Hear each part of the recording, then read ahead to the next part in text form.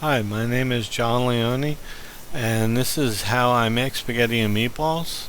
For the meatballs, we're using ground beef and ground pork with fresh parsley, basil, and eggs, and garlic, and pecorino romano cheese. We also use some garlic powder, some salt, some black pepper, unflavored breadcrumbs, and a little olive oil. For the spaghetti, we've got a couple of pounds of spaghetti. For the sauce, we have 3 cans of tomatoes, 2 cans of paste, and it's a lot of sauce, but at one point we soaked the meatballs in the sauce for about an hour, and it drinks up a lot of the sauce. Now, this is a trick that my grandmother taught my mother, and my mother taught me. To make a juicier meatball, you add water to the breadcrumbs before the egg or any of the seasoning. Just get it a nice moist consistency. Makes for a flavorful meatball. And in here you'll see basically me chopping up some basil and parsley, and the water's been added to the breadcrumbs as well as the cheese, the grated cheese. And then this is where I added the chopped parsley and basil, and some fresh eggs, and the final ingredient is fresh garlic diced by hand. Something my mom taught me, that dice it in your hand and you could just get small pieces of garlic. And this is the last thing you do, is add in the meat, and you have to make sure your hands are very clean, and then actually take the meat and the mixture and knead it with my hands until gets consistency like that, where everything is it's very even. It looks evenly mixed. And this is the production line. What you basically do is dip your fingers in the water, make a meatball out of the mix, and smaller meatballs I usually make, and then add it to the oil. And if you did it right with all the ingredients and stuff, there'll be bubbles in the oil forming, as you can see some here.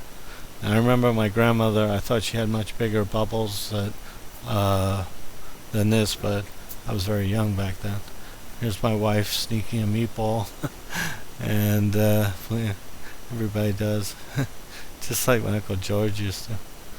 And this is it's about 30 meatballs, 35 meatballs, I guess. They're small ones though.